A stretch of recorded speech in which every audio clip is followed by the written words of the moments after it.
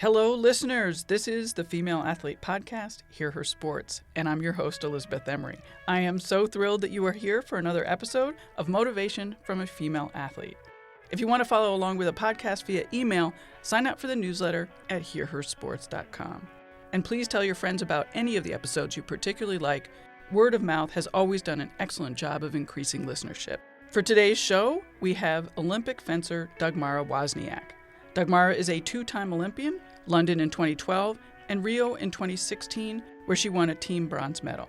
And now, after recent surgery, she is very actively training and competing to make the Tokyo 2020 Olympic team.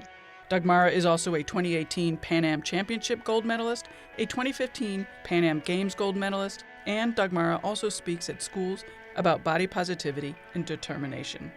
Let's get on to the show, and welcome Dagmara. Welcome, Dagmara. It's really, really terrific to have you here. Thank you. If we could, I'd like to start with your injury and surgery. Can you describe what happened?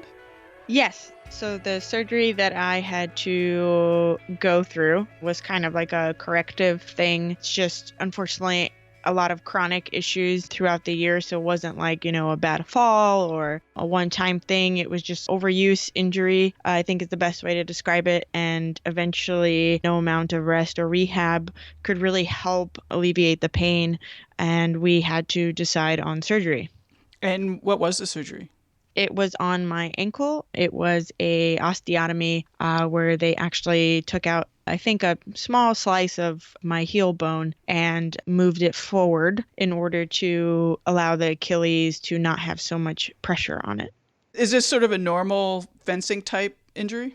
I think the Achilles definitely takes a lot of wear and tear, especially our back leg, because we're constantly in flexion. However, I think this it's probably the first fencer that might have done it. I don't think it's a common injury to have, but we do have a lot of Achilles issues as well as knee issues, but I think this is the first time someone necessarily had this.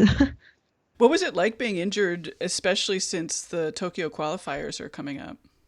I mean, obviously not ideal. Sure. But, I think that's just the life of an athlete. And if we expect everything to kind of just be, easy peasy and, go with the flow, then where is the glory in that? I mean, obviously winning is great, but I would feel like the true embodiment of being an athlete is, picking yourself up after hard times, be it a fall or an injury or, or a bad result. So obviously, like I said, it's not ideal timing, but I knew that this is unfortunately something that I needed to go through. And it can also give me an opportunity to strengthen other things. Well, it seems like you bounced back really quickly.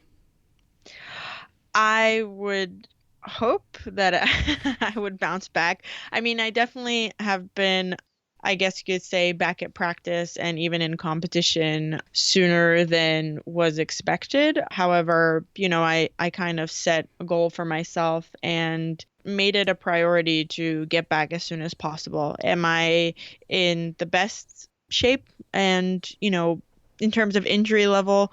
No, but like I said, that's the whole process, and the fact that I've been able to be back out there and fencing and practicing, it feels good. What did you notice that you lost in that time away when you were not training and you were recovering? That's actually a hard thing to say. I mean, I don't know. I wouldn't be able to say like what I've lost. I think I gained a lot more than losing. Oh, what did you gain? I think, perspective, being able to kind of look at the plan and adapt, as well as, recreate some things or improve some things, having that time to kind of really mentally gear myself up for this whole experience. Whereas, if you're in the grind every day of pushing yourself past, your max physically, mentally, and emotionally, it's kind of hard to take that time to say, okay, maybe something's not working and I need to revamp the plan, because, you need to get back to practice. You need to eat. You need to do this. You need to do that. There's a lot of obligations as an athlete. And this kind of gave me a time to reset almost, because I've never really had a truly long break. I mean, this put me out for pretty much 5-6 months. So there was a lot of self-reflection and Not too much Netflix, but yeah, so I think I gained a lot as opposed to losing. I mean, yeah, I didn't go to the competitions that the other girls were able to go to, but I'm still in a good position to, do some damage. And I think I guess that's what counts. Yeah, that's so interesting. That's interesting perspective because you're right. Athletes do spend so much time just sort of, in the day to day grind. That's fascinating. So, what were you doing during those 5 and 6 months? Well, I thought I would be doing a lot of, Netflix and chill, but I think after day two, sitting on the couch after the surgery, I'm like, I'm not gonna last. And my boyfriend's telling me, this is like day one, day two, and I'm like, yeah, I gotta do something. So going from a very, go, go, go lifestyle to literally zero that was a very difficult thing to kind of go through. Even something as simple as like going to the bathroom or cooking myself breakfast. It seemed like climbing, a huge mountain. So things like that were pretty difficult. But, there was some reading, there was some watching inspirational movies. Obviously, I got back into PT very quickly, only a week or two after surgery, going into the city for physical therapy and getting back into it in terms of making sure the swelling's down and my range of motion is getting better so I don't, stiffen up and cause more setback than there needs to be. Mm-hmm. And you said that during this time, you also gained a lot of perspective about possibly sort of the bigger picture plan. Did you make any changes to your training? I would say right now, all in all, I have to train differently. I still can't necessarily run. Sure. So in terms of even a warm up, it's completely had to be revamped and changed in terms of how I prepare myself for a practice, even building the stamina to stay in for full practice. So there's been building blocks that I've had to kind of go through in order to even get to, the nitty gritty full-time practice amount, making sure I'm warming up differently. There's more exercises that I need to do in order to prepare my body for what I'm about to put it through. Even on a nutritional level, things have been adjusted, making sure you're getting the proper vitamins. Sleep has definitely been the most trouble because of the pain. Unfortunately, there was a lot of disruption in my sleep cycle, but getting that back to a very regular, I guess you could say, pace, been very difficult, but finally have been able to lock that down. That's great. That's great. How did you stay positive and focused during all this time? Because I know it's so easy to, I don't know, wallow in self-pity. Right. I mean, don't get me wrong, there are still bad days, but I think it's just a matter of like what you do afterwards. I mean, we're human, we're allowed to feel sad or overwhelmed or even defeated, but I think what's really important is that next step that you take, and that's, shaking it off or analyzing it and saying, okay, I think this, but what's the reality of it? So more of like a stop thought therapy, bringing back what is realistic and what is actually going on. I'm starting from scratch. I can't do this. Okay, so well, I'm not starting from, zero. I have a lot of experience under my belt. So, I've been through 2 Olympic Games already, and I've been through injuries before. Even though this was my first surgery, I've gotten myself back and I can do this. So I think it's the talk that you give yourself post feeling bad to kind of shake it off and put one foot in front of the other. And I think if I tried to think about qualifying or getting every time a competition was coming around, if I really focused on that, then I don't know how positive I could have stayed, but taking it, day by day, week by week, that was kind of my focus, what was going on in that point in time. The pain has shifted so much in terms of where it is, how it feels, even me walking. So I had to focus on, the smaller things in order to kind of get myself through it. I've been thinking a lot about limits lately, and it sounds like you've done a really good job at sort of working within your limits, knowing them and doing what you can given those.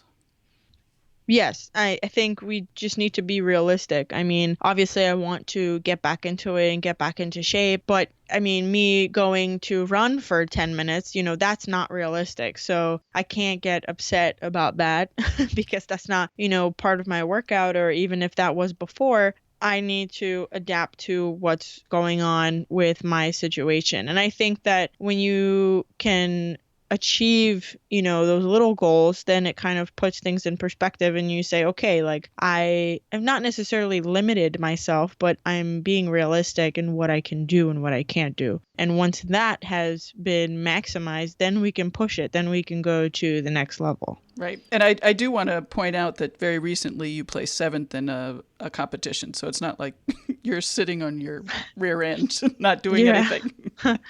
Yeah, it was a great experience. I mean, it was my first real competition back, and there were a lot of ups and downs during the day, but I just, I tried not to put expectations, and I just had to first see what my body is capable of. I wasn't necessarily sure how it was going to take the competition Sure. and the load and all that. And then the concrete floors, that definitely didn't help. So I think it was not even testing the water. I threw myself in there, but figuring out like, okay, what are my physical limitations in terms of that day? Right. So let's talk a little bit about the kind of fencing you do. Why did you choose saber? Why did I choose saber? I didn't necessarily choose saber myself. I remember when I started fencing, I started off épée, and then my coach kind of said, well, I think you're a little too aggressive for épée. Let's try to put you in saber and see how you do. And I mean, that was really very early on when I started. So made the change pretty quickly. And yeah, I just kind of stuck with it ever since.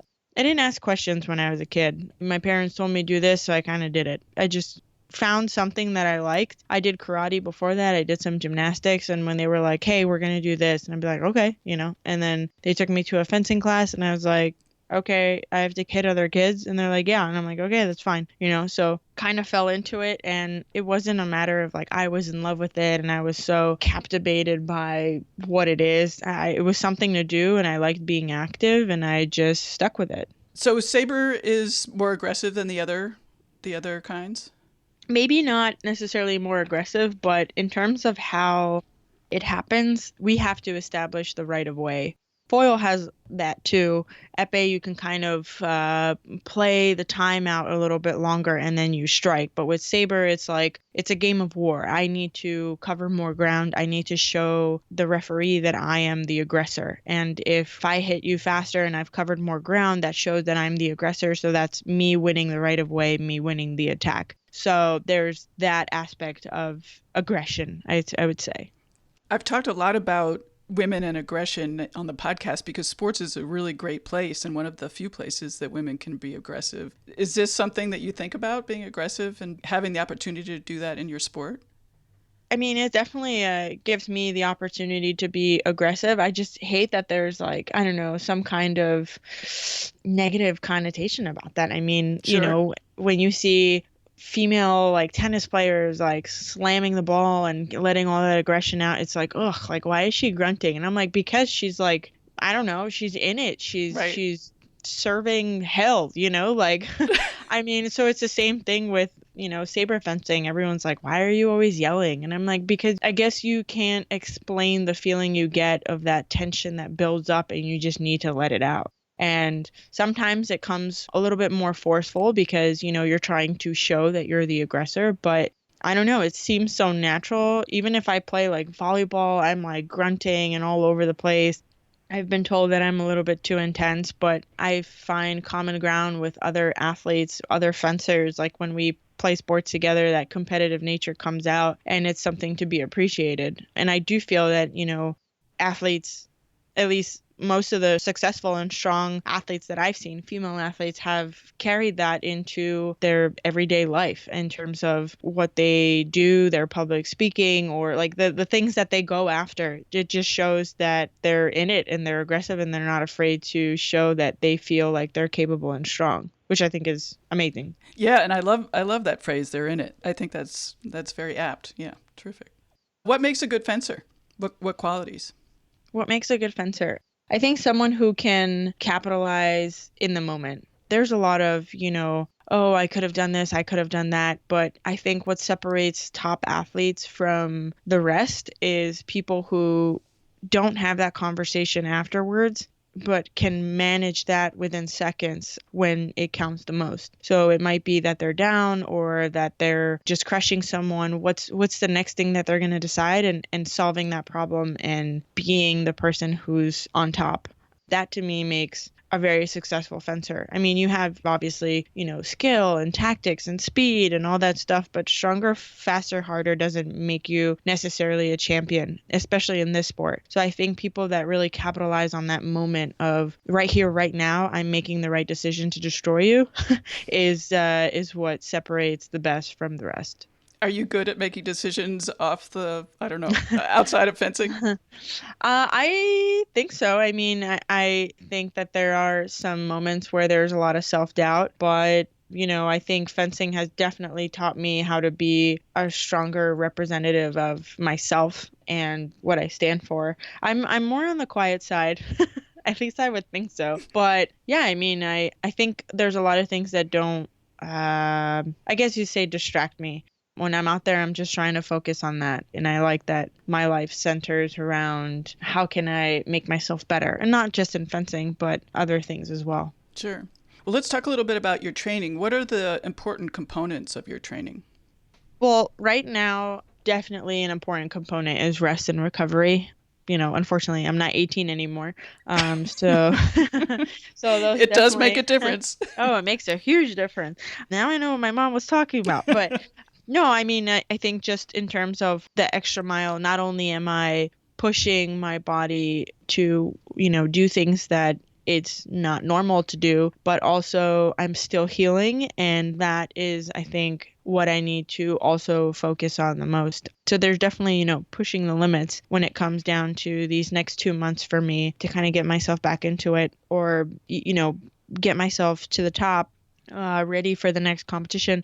But also there's, getting adequate sleep and hydrating and all the things like that. I mean, I'm practicing in the city about 4 to 5 times a week, and I would like to eventually up that. But right now I'm trying to, again, not cause more problems than I already have right now, and not, angering anything or the injury that I have now, or not injury, but, post-surgery. And then there's also one-on-ones with my coach. There's watching inspirational documentaries that I think are very helpful because they really put you into, that competitive mindset. Like, okay, like I can do this. What's the last inspirational documentary you watched? Ooh, Lindsey Vonn. It is amazing. Oh, really? Okay. Yes, I watched it and I want to watch it again. I watched it while I was in North Carolina for the, Salt Lake City, when we were there for a World Cup. I had to pull out because last second really started feeling a lot of pain and I just didn't trust the ankle to hold up, but watched it about 1 or 2 times there and I constantly think about it. I think that it is a very powerful story what Lindsey Vonn went through, and I can kind of relate. I mean, I'm not on the top like she is, but in terms of, how athletes want to finish their career, be it if I finish this year or in the next 4 years, is pretty much the last leg. So I think it's very powerful, and I'm just thankful that she was able to kind of open her heart. That's great. I'll put that link in the show notes. What about strength training or anything like that? Are you doing that? Yes, strength training is pretty much every day. I try to focus on different body parts. I'm lucky that my strength coach is also my boyfriend. So even when we're at home, we're talking about stuff or we're trying to adjust stuff or, we see how my body responds and then we kind of kick it into high gear the next day. We're still working with some impact stuff, some jumping, but using pain as a factor of how hard we can push. Sure. You mentioned, or you talked a lot about recovery. And when I was getting ready for this interview, I saw that you are using, I think, the Whoop monitor.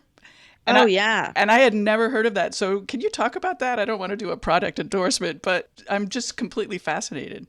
The thing is, I am all for product endorsements, but things that I actually try and like. So like everything that I've ever, talked about, it's something that I've used and I've researched and I stand by it. And the Whoop, what's awesome about it is that it looks like a watch, but it's a bracelet. And it tracks your resting heart rate. Also, while you're sleeping, it tracks how much you sleep. You have like a couple questions when you wake up, you answer them on your phone with the app profile. And, you kind of say like, do you feel energized when you wake up? Do you feel rested? Do you feel tired? Do you feel sore? Do you feel slightly sore? And then it asked, did you have some drinks before bed? Did you have caffeinated drinks? Did you work on a screen? Did you read? Did you share a bed? And then it kind of, I don't know necessarily how accurate, but I've been using it as almost like a guideline. And then it tells you, how much load you've taken in or how much stress you've put on your body, and then taking into account how much you've slept. And then it says if your body is prepared for strain. So there's been times where, I wake up and I feel super sluggish. And, the first thing you would say was like, oh shit, I don't think I'm going to go to the gym. Like, this doesn't feel good. I might be getting sick. But then, it's told me like, despite you might not feeling well, your resting heart rate you're able to go to the gym and take the strain, even though you don't necessarily feel capable. Then there's some days where I did not recover well, and it tells you like get them to the green. That's kind of like their theme. Obviously the higher it is, the more green it is, and midway is like yellow, and then when you're in the red, you've done something wrong. So even having like a glass of wine or something like that to kind of unwind, that's impacting your recovery. And, yes, they say like antioxidants and stuff like that, but I think this just kind of rules out stuff. You're not leaving anything to chance. So, that, okay, having this or having that, or maybe I didn't get enough sleep. Now I've impacted my recovery. And if you have a long streak of doing that, and your performance goes down, then you can kind of tell, okay, this is where I've messed up. And for me, I initially got it because I wanted to see how much deep sleep I was getting throughout the night, because I definitely have had a lot of disrupted sleep for unfortunately several years now, but it became my focus, and I said, okay, how am I gonna switch this? And then because it's on you all night, I wear it 24/7, and I make sure like the battery never dies. I get a good reading of what my body is going through. So I mean, it's little things. Again, I don't know how super accurate it is. It does act as like a heart rate monitor, and it can tell like when my heart rate goes up when I'm at practice, and then it says like an activity has been recorded. So then you can go in like, hey, I was practicing. Hey, I was working out here. So I don't strictly go by it, but I definitely use it as a guideline to kind of help what my recovery and my training looks like. Do you use also a heart rate monitor? I don't use a heart rate monitor. I wanted to, but then once I got this, I was like, even if this is not 100% accurate, it's just a good guideline to go by. So Sure. It's consistent with what it shows. So, I just decided to use that. Right. Does it feel a little Big Brother-ish? Not at all. I'm not, people are always watching. Let's just be real. Yeah, that's true. We don't need to get political, but, it's like, I think that there's a lot of upside to what technology can do. I think the fact that, it's recording. So be it if you're recording into a daily journal, on your computer or in your notebook, like when you see the facts or when you see the progress in black and white, then it can kind of give you a better idea of how can you make changes. So if I'm going to practice and I feel sluggish all the time and I see that I'm not getting, not even 5 hours of sleep a night, it's like, oh, well, that's a huge thing that I can obviously change and probably get some kind of result. But if you're not aware of what's going on, then like, how can you make any kind of adaptations or any kind of, changes to what you're doing? Right. I also like that it aggregates things like the lack of sleep and the drinking wine and whatever else is a strain. Right. And I mean, you might say, oh, well, I've been drinking a glass of wine for, 3 years now. And it's like, well, maybe that's been something that is a small factor, but, it's like that extra spoonful of sugar that you can take out of your diet. It's the other aspect of being an athlete. Right. Do you do mental training? I try to. I'm not 100% as consistent as I would like to be, but there is 2 apps that I use. Well, one of them is like recordings from a sports psychologist, I guess you could say, and I've listened to his stuff like right before practice. And, visualization definitely helps. I feel like when I listen to music, I visualize like a movie montage of my life. It's the soundtrack to what is Dagmara Wozniak. And sometimes, I imagine myself like at a competition or a workout, and I can see myself like moving the way that I want to. And then there's also, meditation, been doing some positive affirmations at night. So things like that. I mean, and then just, day-to-day life, trying to be more positive and kind of take it day by day. Right.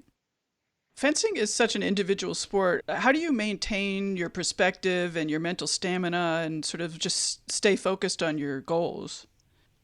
Um, how does someone work for, JP Morgan and, bring in their checks that they do better than everybody else? I mean, it is what it is. I mean, that's, I guess, a really general way of saying it, but just like how anybody goes in to kind of, represent yourself and trying to get accomplishments based off of that, it's the same thing. I mean, it's interesting because fencing, one day we're fencing individual and then the next day we're fencing a team event. So, one day you're my enemy, the next day you're my colleague or my partner, my supporter. So I think that it's definitely a challenge to wear those two hats, especially when it's literally a day apart. Right. But I mean, all in all, I think that this is what I do. This is what I love to do. And I know it's an individual sport, but at the same time, I know that my success is my own. And whatever is not working, I have the power to change that myself. Oh, nice. Nice. What are your next steps to make the Tokyo Olympic team? My next steps are to continue training, getting back into better movement patterns as well as, better shape, and continuing the things that I've done that have helped me heal and really prepare for this, two competitions that I've been to now. And and just kind of stay in it, stay motivated, and stay hungry. Are there qualifying events? Yes, so we've already done about 2 qualifying events. I was not a part of those. The NAC, where I had placed 7th, was a qualifying national competition. Then we just had a qualifier in Montreal. Unfortunately, that didn't go very well for me. Now we have about a little less than 2 months of a break, and then we will be traveling to Athens, Greece, and then a training camp in Paris, competition in Belgium, and then the last one in Korea. So there's 3 competitions left to attempt to qualify. So these next 2 months are going to be really important for you. For various reasons, and I'm ready for it. Cool. What do you get from competing? Why do you like it? I assume you like it. I do.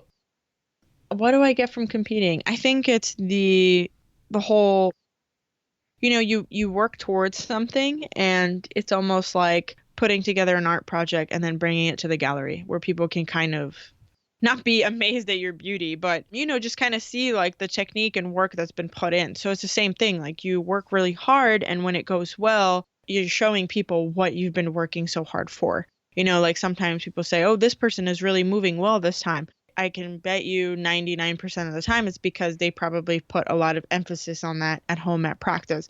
So I think it's that all in all, putting all that work and effort and blood, sweat, and tears into your final project piece. And, there's the fencing that you have over your career, there's the fencing that you have at the Olympics, and then there's like the smaller World Cup appearances that you do and in the competition that you can show, what you've been doing or what you've been working on.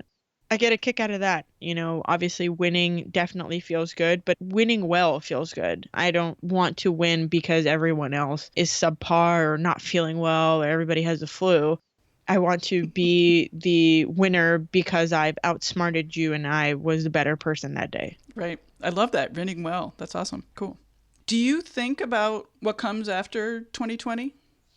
I do. I mean, it's kind of hard not to. Like I said, I feel like I'm in, the last leg of my career, either if it's this last year or if it's another 4 years. I mean, I love being an athlete, and if I can, milk that for as long as my body allows it, then I would love to do that, because not many people have this opportunity, and not many people even have the opportunity to compete at the level that I've competed at. So the fact that I've been able to keep myself up here is it's so definitely something that I have to be thankful for. But I have been, dabbling in public speaking and talking to, younger generations. And I feel like there's a lot that I can contribute, not only in the sport of fencing, but also, generally to other sports as well. Yeah. So, I mean, I think I have some career opportunities, but I would not like to disclose them yet.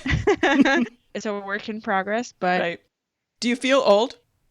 no, I don't think I feel old. I Okay. feel like I still haven't done everything that I want to do, even in fencing, even in life. Like I'm very hungry to keep moving forward, and I think I'll be nervous when that day comes where I'll finally say, like, okay, hand me the cane. I'm not doing this anymore.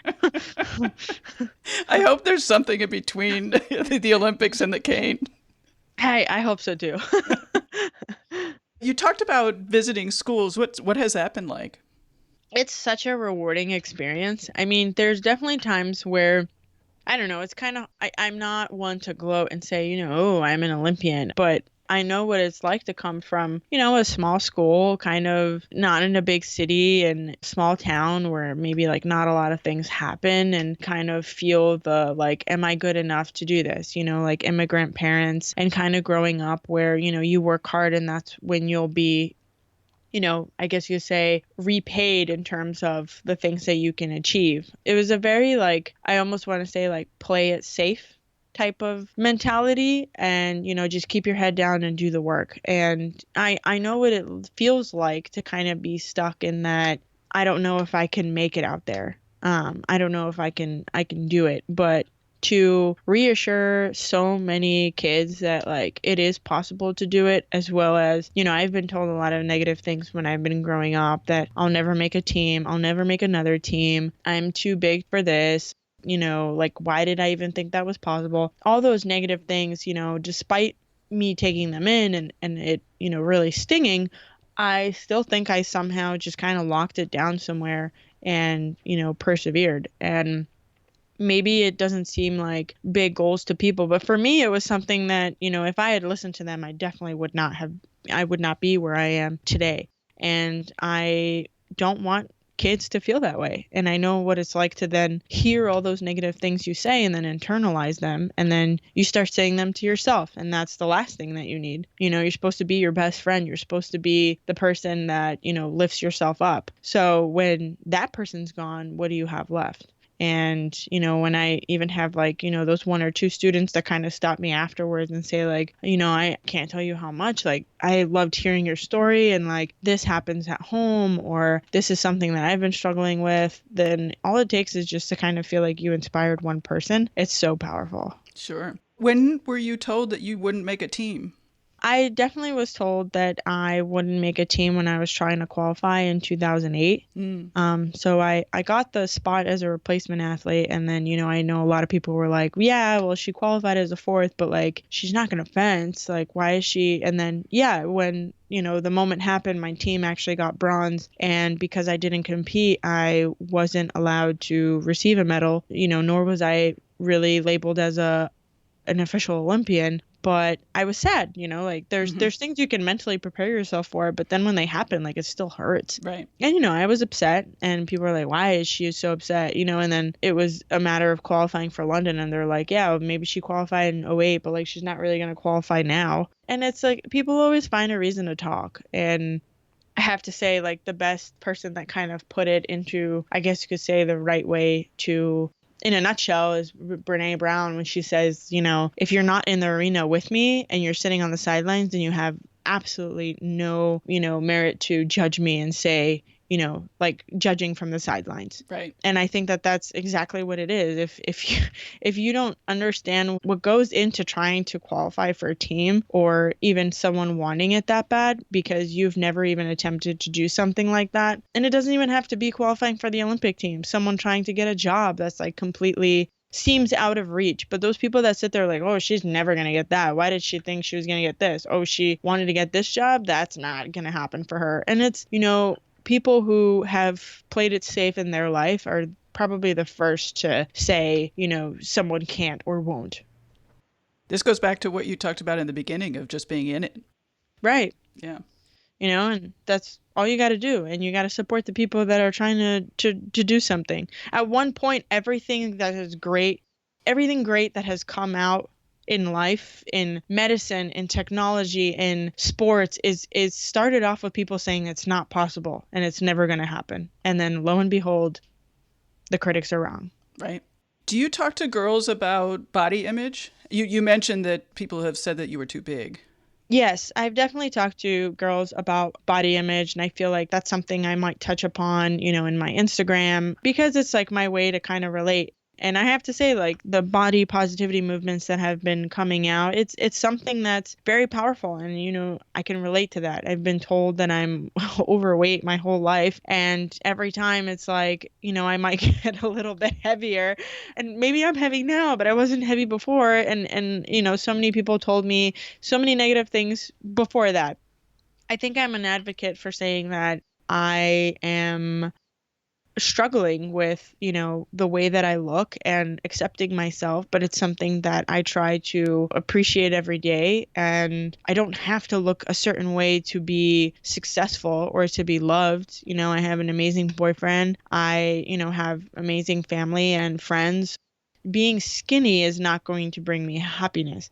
But I mean, are there things that I would like to improve? Yes, but I look at it as, my body is a machine. So how can I make it run more efficiently? Not what do I need to do to make it look better? Right. And it doesn't mean I'm going to perform well. So for me, performance is more appealing than the aesthetics. And it's great to have, role models. Like I've always looked up to someone like Ronda Rousey, when she was really in it, and like Serena Williams. Like these are women that are so just, it seems like they don't give any kind of bleep for what people think, So I appreciate having strong role models like that, appreciate themselves and are not being torn down by like what people have to say.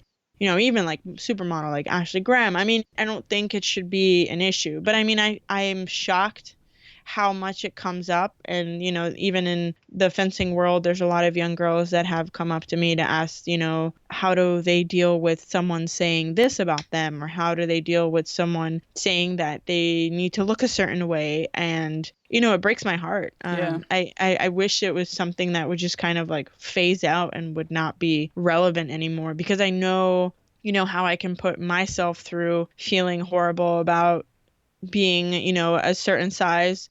The last thing I want is someone who's like 13, 14 to feel that way. When you're older, you have a way of kind of saying like, okay, maybe I'm not really happy about this, but the realistic, situation is, okay, like I can work on it. And that's something that I'm going to change because I want to change myself. You have that kind of, self-appreciation and self-reflection, but it's also like a feeling of self-control. But when you're 13, 14 and you're still trying to figure out who you are, the last thing you want to deal with is what people think and how you should be a certain way because of, again, society or, whatever your coach says or your parents or, whatever the external influence is coming from. Or now Instagram. I mean, Instagram has really made so many people depressed. And I mean, it could be such a powerful tool for so many things. But I hate the negative side of it, where we can edit our photos and there's no way to tell. And people are idolizing these unattainable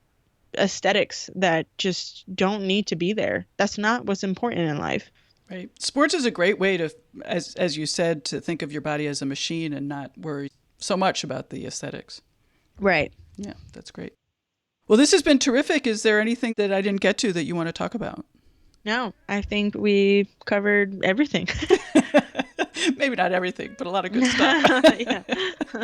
Well, thank you so much. Really, this has been a real pleasure. Thank you. I appreciate it. Thank you so much for having me. Once again, another terrific guest. I hope you liked it too. And we'll share it with all your favorite women and sporty friends. So many of the words from these women are not only for athletes. Head to the show notes at hearhersports.com for links to Lindsey Vohn's documentary, Whoop, and Dagmara's meditation app.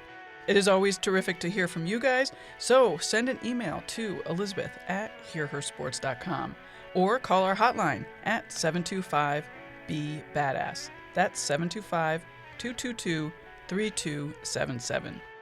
Our stellar design is by Agnes Studio and music by the band Goldmines. Until next time, bye-bye.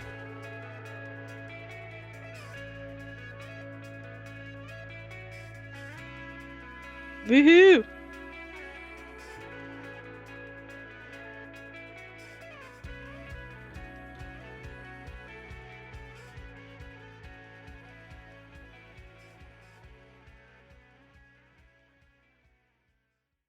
Women's Running Stories, where we explore the intersection between running and life. Because every woman who is committed to a running journey has a story to tell, and this is where you'll find those stories. I am host and producer Cherie Louise Turner. I'm a 53-year-old runner, and together with original music by musician and runner Cormac O'Regan, we bring these inspirational stories to life. Please join us to fuel your adventures.